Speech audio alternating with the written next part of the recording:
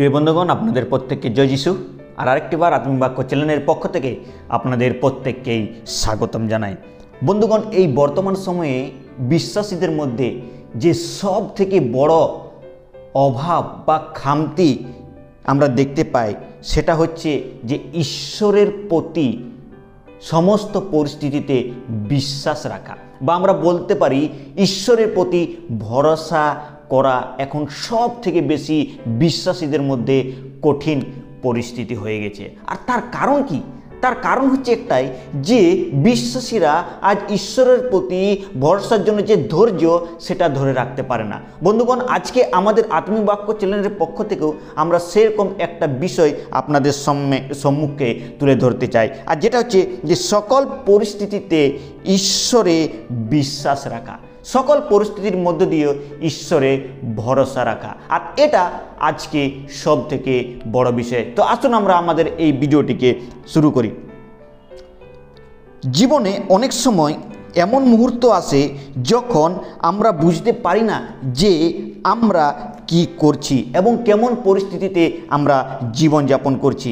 কেননা কিছু ঘটনা এমনও আমাদের জীবনে ঘটে যায় যেটা আমরা চাই না, তবুও সেই পরিস্থিতিকে আমরা অনেক সময় নিজেদের ইচ্ছা মতোই আমরা চালাতে চাই, নিজেদের ইচ্ছা মতোই আমরা জীবনযাপন করছি। এবং ঈশ্বরের বাক্য থেকে একটা অংশ থেকে যেটা আজকে আমরা আলোচনা করব, সেই বিষয়টিকে আমরা দেখে নেব।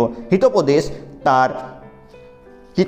তার 3 অধ্যায় 5 এবং 6 পদ আজকে আমরা আলোচনা করব। হিতোপদেশ তার 3 অধ্যায় 5 এবং 6 পদ। তুমি সমস্ত চিত্তে সদাপ্রভুকে বিশ্বাস করো, তোমার নিজ বিবেচনায় নির্ভর করিও না, তোমার সমস্ত পথে তাহাকে স্বীকার করো, তাহাতে তিনি তোমার পথ সকল সরল করিবেন। ঈশ্বরের পঠিত বাক্যে আমাদের প্রত্যেক আশীর্বাদ করুন। প্রিয় বন্ধুগণ, এখানে আমরা বিশেষ করে পবিত্র শাস্ত্র বাইবেল থেকে যে অংশটি দেখে নিলাম, আর সেটা হচ্ছে যে সমস্ত চিত্ততে যেন আমরা সদাপ্রভুতে বিশ্বাস করি। কিন্তু আমরা অনেক সময় ঈশ্বরের সম্পূর্ণভাবে, এমনকি আমরা যখন কঠিনের মধ্যে থাকি, যখন কষ্টের মধ্যে থাকি, তখন আমরা মনে করি যে নিজের বিবেচনাটাই করাই ঠিক। ঈশ্বরের প্রতি যে ভরসা, যে বিশ্বাস, সেটা আমরা অনেক সময় ভুলে যাই। কিন্তু ঈশ্বরের বাক্য এখানে কি বলছে? সমস্ত চিত্তে তোমার অন্তঃকরণে ঈশ্বরের প্রতি ভরসা রাখো। ঈশ্বর যদি কোনো কাজ আপনার জীবনে করতে চাইছেন, আর সেটি হয়তো সব থেকে বহুমূল্য বিষয় আপনার জীবনে হতে চলেছে। আর সেই বিষয়গুলো যখন আপনি ঈশ্বরের পরিকল্পনাতে বিশ্বাস রাখবেন, এমনকি যখন তা আপনার প্রত্যাশা মেলে যাবে, আর তখন আপনি তাকে আপনার জীবনে আরও বেশি করে সময় দিতে পারবে। কিন্তু এই বিশ্বাস আমরা অনেক সময় ধরে রাখতে পারি না। একটা উদাহরণ দিলে আপনারা ভালোভাবে বুঝতে পারবেন। একজন প্রভুর বিশ্বাসী বা প্রভুর দাস বলতে পারেন, আর সে কী করছে? প্রভুতে বিশ্বাসী, সে প্রভুর কাছে প্রার্থনা করছে, আর সে অনেক দিন ধরে বিশ্বাসের সহিত প্রার্থনা করছে, সমস্ত অন্তঃকরণের সহিত প্রার্থনা করছে, প্রভুতে বিশ্বাস করার সহিত সে প্রার্থনা করছে যে প্রভু, আমার একটা গাড়ির প্রয়োজন। আর সে বিশ্বাস সহকারে প্রভুর কাছে রোজ এই প্রার্থনাটি করছেন আর প্রার্থনা করছেন, আর সেই তার প্রার্থনার উত্তর দেওয়ার জন্য স্বর্গদূতের কাছে সেই প্রার্থনা পৌঁছালো। আর স্বর্গদূত কি করলেন? সেই প্রার্থনার অনুরোধ সেই অন্য স্বর্গদূতের কাছে নিয়ে গেল, আর অন্য স্বর্গদূত কী করলো? ঈশ্বরের চরণ তলে সেই প্রার্থনাকে নিয়ে গেল। আর সেই প্রার্থনা বিনতিকে নিয়ে যাওয়ার যে সময় গ্যাপ, সেখানে সে ধৈর্য ধরে আর থাকতে পারলো না। তারপর কি করলো? স্বর্গদূত ঈশ্বর তার প্রার্থনা শ্রবণ করলেন, আর তার জন্য গাড়ি স্বর্গদূত নিয়ে আসছেন রাস্তায়। আর যখন নিয়ে আসছেন স্বর্গদূত, আর এসে পড়ে দেখছে যে সেই ব্যক্তি যে বিশ্বাসপূর্বক প্রার্থনা করছিলেন, সে যেখানে প্রার্থনা করে সেখানে আর নেই। সে এখন চলে গেছে অন্য স্থানে, ধৈর্যহারা হয়ে সে জাদুটোনা, সে তান্ত্রিকের কাছে গিয়ে সে গাড়ির জন্য সেখানে জাদুটোনা করছে। প্রিয় বিশ্বাসীরা, কিন্তু কিছু তার জীবনে লাভ হলো না। প্রিয় বন্ধুগণ, আমরাও এরকম পরিস্থিতিতে অনেক সময় পড়ি, আর আমরাও তখন আমরা পথভ্রষ্ট হয়ে যাই, আর তখন আমরা নিজের উপরে পদক্ষেপ নিই। আপনি বর্তমান পরিস্থিতিতে ঈশ্বরের প্রতি কীভাবে পুরোপুরি বিশ্বাস রাখতে পারেন, আমরা যে বিষয়টি আলোচনা করব, যে পুরোপুরি বিশ্বাস রাখতে পারবে কিভাবে, তার জন্য আপনার জীবনে কিছু পরিকল্পনাগুলি রয়েছে। অনেক সময় আমরা কি করি? অসন্তুষ্টির সময়ে আমরা মনে রাখতে পারি যে ঈশ্বরের আজ্ঞা আমাদের তুলনায় বেশি। ঈশ্বর যে আমাদের জন্য চিন্তা করেছে, সেটা মহান চিন্তা করেছেন। কিন্তু আমরা কি করি, নিজেদের চোখে, নিজেদের অন্তঃকরণে, নিজেদের বিবেকে যেটা ভালো লাগে সেটাই আমরা মনে করি আমাদের বেস্ট চয়েস।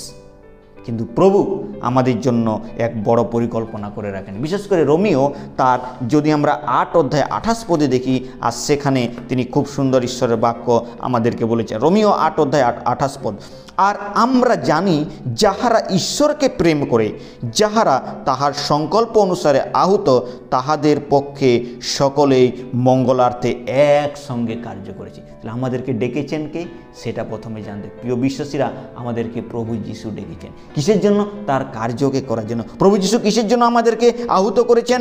যেন আমরা তার সংকল্প অনুসারে জীবনযাপন করি। আর যদি আমরা করি, আর তাহলে তিনি মঙ্গলার্থে একসঙ্গে আমাদের জীবনের মঙ্গলের জন্য, প্রভু একমাত্র তিনি আমাদের মঙ্গলের জন্য চিন্তা। আপনার বন্ধুবান্ধব আপনার শত্রু হয়ে দাঁড়াবে, আপনার বন্ধুবান্ধব আপনাকে কিভাবে নিচে করা যায় তার জন্য চিন্তা করেন। আপনি যাকে সব থেকে বেশি ভালোবাসেন, সেই প্রেমিকাও হয়তো একদিন আপনাকে ছেড়ে চলে যাবে। কিন্তু প্রভু প্রতি যদি ভরসা রাখি, প্রভু আপনার মঙ্গলের জন্য চিন্তা করেন। আরও যে পরিস্থিতিতে আমরা অনেক সময় বলতে চাই, তাহলে আমরা এই পরিস্থিতি থেকে রক্ষা পাবো কিভাবে? রক্ষা পাওয়ার জন্য আমরা দুটি বিষয়কে দেখে নেব। প্রিয় বিশ্বাসীর ভাই বোনেরা, যেটা সব থেকে বড় দরকার এই বিষয়ে, যে এই পরিস্থিতিতে ঈশ্বর প্রতি ভরসা রাখার জন্য আমাদেরকে কি করা উচিত?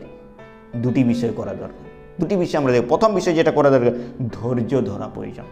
ধৈর্য যদি আমরা রাখি, আর তাহলে সেখানে ধৈর্যের ফল আমরা বড় কিছু মহৎ পাবো, আর ধৈর্যতেই সেই আশীর্বাদটাকে আমরা লাভ করতে পারি। যদি আমরা দেখি, বিশেষ করে যাকব বাইবেলের থেকে যদি আমরা দেখি, যাকব তার 1 অধ্যায় 4 পদ, যাকব তার 1 অধ্যায় 4 পদে যদি আমরা দেখি, সেখানে খুব সুন্দর, যাকব 1 অধ্যায় 4 পদ, আর সেই ধৈর্য সিদ্ধ কার্য বিশিষ্ট হোক, যেন তোমরা সিদ্ধ সম্পূর্ণ কোনো বিষয়ে তোমাদের অভাব না থাকে। তাহলে ধৈর্য আমাদের জীবনে কি করে? সিদ্ধ কার্য বিশিষ্ট হয়, যেন আমরা সিদ্ধ এবং সমৃদ্ধ। প্রিয় বিশ্বাসী ভাই বোনেরা, আসুন আমরা আশীর্বাদের জন্য ধৈর্য ধরে থাকি। ধৈর্য হলো ঈশ্বরের পথে চলার একটা গুরুত্বপূর্ণ অংশ। অনেক সময় আমরা দ্রুত ফলাফল পেতে চাই, কিন্তু ঈশ্বর আমাদের জীবনে ধৈর্যের মাধ্যমে শিক্ষা দেন এবং তার সময় মতো আমাদের জীবনে আশীর্বাদও তিনি করে থাকেন। তাই যখন আপনি কোনো কঠিন পরিস্থিতির মধ্যে রয়েছেন, যখন আপনি চিন্তা করছেন যে না আমার ভরসা হারা হয়ে যাচ্ছে, তখন উচিত যেন আমরা ধৈর্য ধরে ঈশ্বরের সেই বাক্যগুলিকে স্মরণ করি এবং ঈশ্বর আপনার জন্য যে সেরা, সেই সেরা বিষয়টি আপনার জন্য তৈরি করে রয়েছেন। দ্বিতীয় বিষয়, প্রথম বিষয় ধৈর্য, দ্বিতীয় বিষয় হচ্ছে সেটা হচ্ছে ঈশ্বরের সঙ্গে সম্পর্ককে আরও গভীর করে তোলা।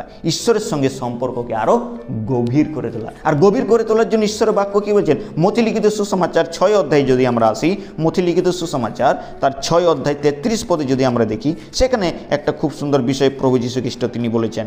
6 অধ্যায় 33 পদ, মথিলিখিত সুসমাচার 6 অধ্যায় 33 পদ, কিন্তু তোমরা প্রথমে তাহার রাজ্য ও তাহার ধার্মিকতার বিষয়ে চেষ্টা করো, তাহা হইলে এই সকল দৈব্য তোমাদিগকে দেওয়া যাবে। তো আমাদের কি করা দরকার? ঈশ্বরের সঙ্গে সম্পর্ক স্থাপন, ঈশ্বর যে কার্যগুলি বলেছে, যে আজ্ঞাগুলি দিয়েছে, সেগুলো আমাদেরকে পালন করে ঈশ্বরের রাজ্য এবং তার পথে চলা আমাদের জীবনে প্রথম অগ্রিমাংশ হওয়া উচিত।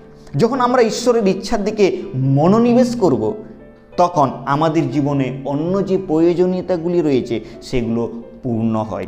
ঈশ্বর আমাদের সব কিছু প্রয়োজন জানেন এবং তিনি তার সময়ে সেই প্রয়োজনীয়তা আমাদেরকে দিয়ে থাকেন। তো প্রিয় বিশ্বাসী ভাই বোনেরা, আসুন আমরাও ঈশ্বরের সেই ভরসাকে রাখি। যেরকম হিতোপদেশে আমরা দেখে নিলাম, হিতোপদেশে যে সকল পরিস্থিতিতে, সেই কঠিন পরিস্থিতি হোক না, আনন্দের পরিস্থিতি হোক না, সেই যেমনই পরিস্থিতি হোক না কেন, যেন আমরা ঈশ্বরে বিশ্বাস এবং ভরসা রাখতে পারি। তাহলে ঈশ্বর আমাদের কাছে এই ছোট্ট চিন্তাধারা দ্বারা ঈশ্বর আপনাদের প্রত্যেককে আশীর্বাদ করুন। আর এই বিষয়টি আরও অন্য বন্ধুদের কাছেও আপনারা শেয়ার করতে ভুলবেন না। আর যদি এই বিষয় আপনাদের জন্য ভালো লেগেছে, এরকম পরিস্থিতি, আপনি যদি কখনো এরকম ধৈর্যহারা হয়ে গেছেন, তাহলে কমেন্ট বক্সে নিশ্চয়ই আপনি কি বিষয়ের জন্য ধৈর্যহারা হয়েছিলেন সেই বিষয়টি কমেন্ট বক্সে লিখবেন। এই ছোট্ট চিন্তাধারা দ্বারা ঈশ্বর আপনাদের প্রত্যেককে আশীর্বাদ করে। ঈশ্বরের নাম মহিমান্বিত। আরেকটিবার আপনাদের প্রত্যেককে জয় যিশু।